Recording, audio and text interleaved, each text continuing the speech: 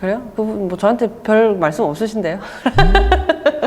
헤어진 마당에 길게 얘기하는 것도 이제는 좀 우스울 수 있을 것 같은데요. 저의 의견이 좀 더 정의당 당론에 부합한다고 생각을 했습니다. 정의당 주류의 의견이 뭐 녹색당의 뭐 후보가 와서 전략공천하고 뭐 당을 떠나는 방식이라거나 뭐 민주당 지지층에게 뭐 표를 받는 뭐 위성정당에 참여라거나 뭐 그런 것보다는 어쨌든 이렇게 독자적인 제3지대를 만들어가는 방향이 더 부합한다고 생각을 했고요, 당론에. 당원 총투표를 통해서 선거 이제 방침을 정하기로 되어 있었거든요.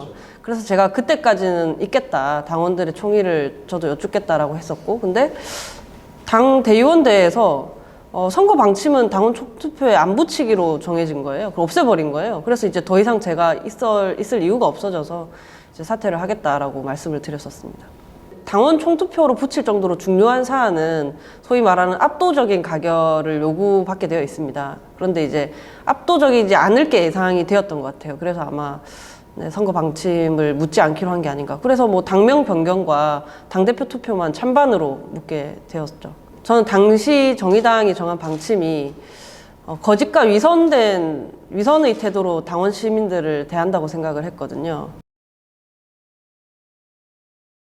가치 중심이라거나 하는 말로 포장은 했지만 사실 민주당 지지층의 표로 또 뭐 민주당의 어떤 허가를 득해서 진행되는 방식의 뭐 연합정당이라는 건 결국에는 그게 위성정당인 거거든요. 정의당은 민주당과는 다른 정당이었습니다. 그 때문에 민주당 이중대라는 말에 대해서 저희가 이제 화를 내왔던 건데, 이번에 이렇게 해버릴 것 같으면 도대체 왜 지난 대선은 완주를 했고 조국 전 장관 그 지명 찬성에 대해서는 왜 반성을 했겠어요? 그 지난 우리가 정의당으로서 이제 말을 해왔던 것들에 대해서 하나도 지킬 수 없는 상황이 된 거죠. 뭐 제가 뭐 노동운동을 길게 한 건 아니지만 노동 정치를 포기하진 않았습니다. 저는 노동운동의 언어와 노동 정치의 언어가 꼭 같으리라고는 생각하지 않아요. 운동의 언어는 좀 더 선명하고 그 대변하는 사람들의 입장을 이렇게 견고하게 단단하게 대변할 수 있지만, 정치는 결국 생각이 다른 사람을 만나서 조율하고 타협해서 결과물을 도출을 해야 되잖아요. 합의를 해야 되는 거잖아요.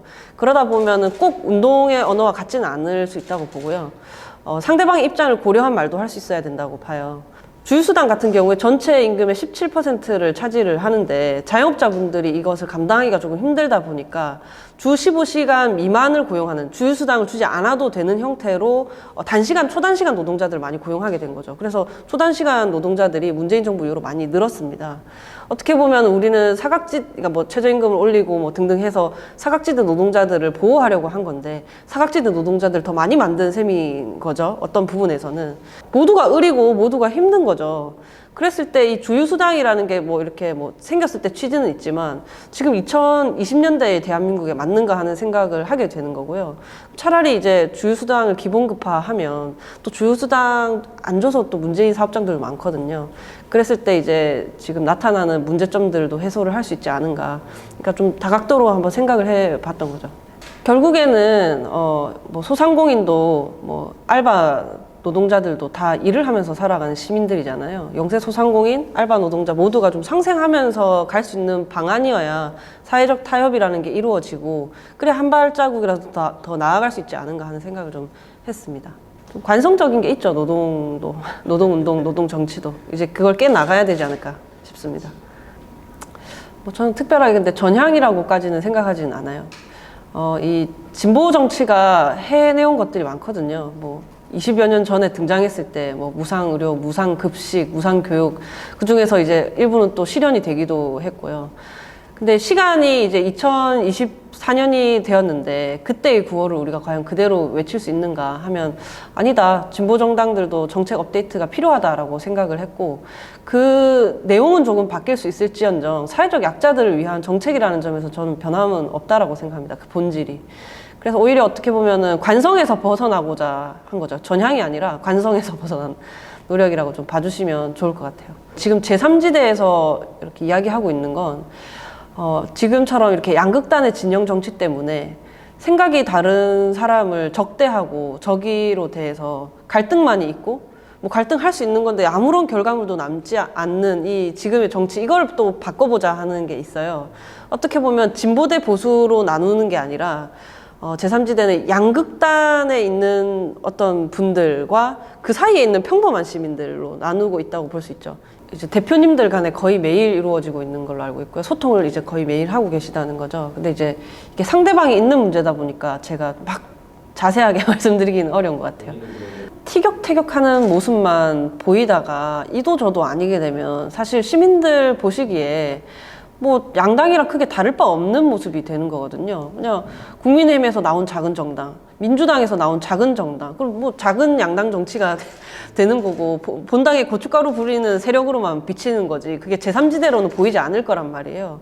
그렇기 때문에 오히려 더 이제 적극적인 자세로 서로가 임해야 저들이 정말 뭘 해보려고 하는구나라고 신뢰감, 기대감도 줄 수 있을 거라고 생각해요. 그래요? 그분 뭐 저한테 별 말씀 없으신데요? 제가 낯선 정치인이라는 표현을 쓰곤 했었어요. 왜냐하면 21대 국회가 열렸을 때 평균 연령이 만 55세 정도, 그리고 82%가 남성이었습니다. 그 평균값에서 가장 멀었기 때문에 낯설다라고 했었는데요. 사실 여성이거나 청년인 게 실제 사회에서 낯선 건 아니잖아요. 정치권에서 낯설 뿐이죠. 지금 이제 뭐 개혁신당이나 개혁미래당 구성원들을 봤을 때 결국에 이제 모두가 만날 거라고 생각을 한다면 뭐 제가 마지막 퍼즐쯤 되지 않을까 하는 생각도 들었습니다. 평범하지만 낯선 이런 존재들을 포함할 수 있는 신당이라야 정말 제3지대 신당이라고 할 수 있지 않을까? 그런 생각을 하면서 낯선 양념이라는 표현을 했어요. 이런 거죠. 저는 그때나 지금이나 성평등이 우리 공동체와 개인의 행복 증진에 도움이 된다고 생각해요. 지금 그때나 지금이나. 그런데 어떤 문제를 해결하기 위한 방안으로 상대방을 자극하는 방식이 옳았는가라고 했을 때 어쨌든 지금 젠더 갈등이라 하면 젊은 세대 사이에서 가장 큰 갈등으로 꼽히고 있고 해결된 게 없고 갈등은 더 악화되기만 하고 있다, 이런 평가를 듣잖아요. 그럼 결과적으로 봤을 때 나도 성찰해야 하지 않는가라고 생각을 하게 된 거죠. 나는 일이 되게 하려고 한 건데 중간 어디에 말은 도저히 할 수가 없는 상황이고 또 생각이 다른 사람들을 적대하기만 하는데 그게 우리 부모 세대, 선배 세대의 지역 갈등, 이념 갈등과 다른 게 도대체 뭘까? 내가 그걸 답습하고 있지는 않은가 하는 생각을 좀 하게 된 거예요.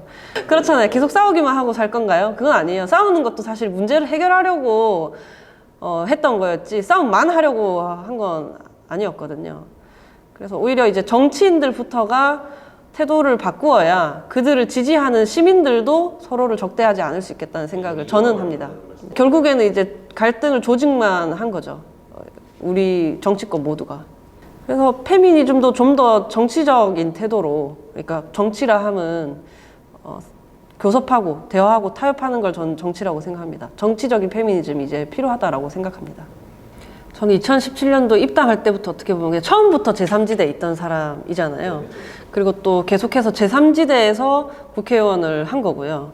이 양극단의 진영 정치를 바라봤을 때 정말 우리 대한민국은 선진국인데 산업화도 민주화도 어느 정도 다 이루어서 다른 나라에서 공부를 하러 올 지경인데 좋은 정책이 없어서 시민들의 삶이 팍팍한 게 아니라 좋은 정치가 없어서 시민들이 무한한 경쟁을 하면서 살아가는 것 같다라는 생각을 좀 했어요. 그래서 해결책을 내가 더 큰 당에 들어가서 정치를 해서 저 당을 바꿔야겠다라고 하기보다는 양당 안에서는 문제를 해결할 수 없고 저 정치인들을 진짜 경쟁하게 만들어야 정말 진정한 의미에서 그 교섭단체가 있는 진정한 의미에서의 다당제를 만들어야 시민들이 무한 경쟁하지 않는 상황을 만들 수 있을 것 같다는 생각을 했어요. 그래서 그 양당 안으로 들어가는 건 저한테는 선택지 없는 일인 거죠.